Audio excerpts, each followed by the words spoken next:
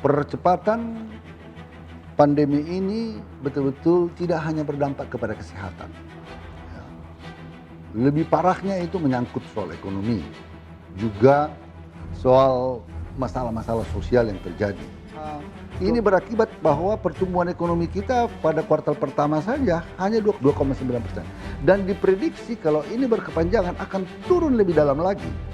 Ini dampak dahsyat ini ya terlihat dari juga keluarnya arus modal dari Indonesia sekitar 140-an triliun, juga dropnya indeks harga saham.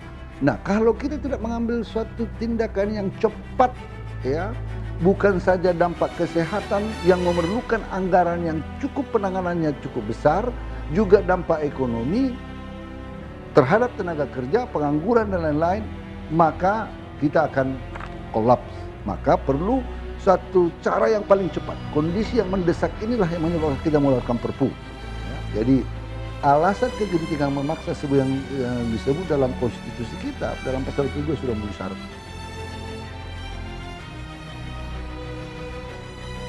Itu tidak benar, sama sekali tidak benar, ya.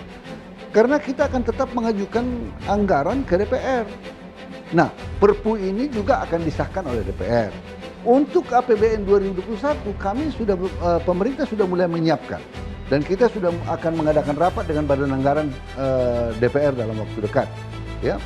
Baik APBN 2021 maupun APBN 2022 dan selanjutnya. Kalaupun nanti juga ada APBN perubahan selanjutnya akan tetap harus rapat dengan DPR, harus meminta persetujuan DPR. Jadi pembahasan anggaran harus bersama DPR juga.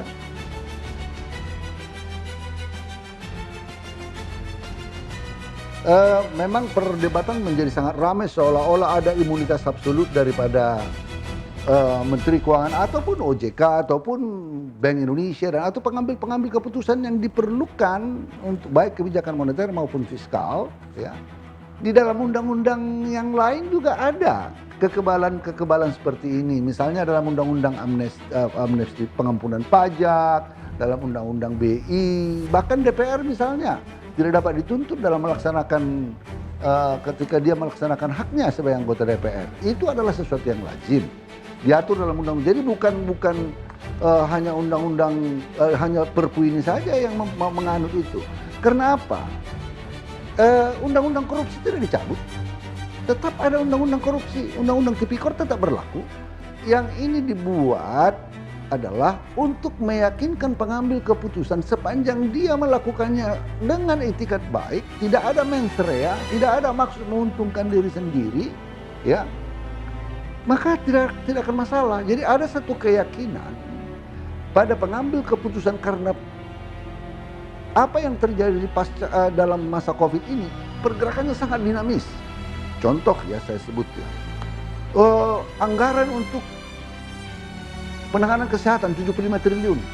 Anggaran untuk social safety net 110 triliun. Padahal di APBN sebenarnya tidak ada.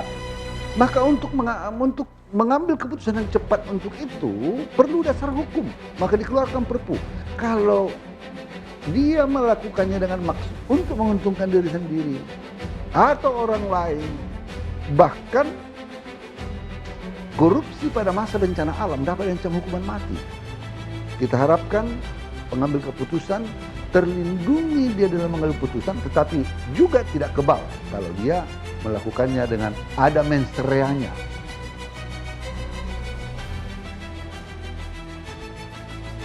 Sebetulnya itu dapat diuji di pengadilan. Ada niat jahat itu dapat diambil dari kebijakannya itu sengaja dibuat sedemikian rupa untuk menguntungkan pihak-pihak, mengambil keuntungan untuk dirinya. Itu dapat dinilai nanti di pengadilan.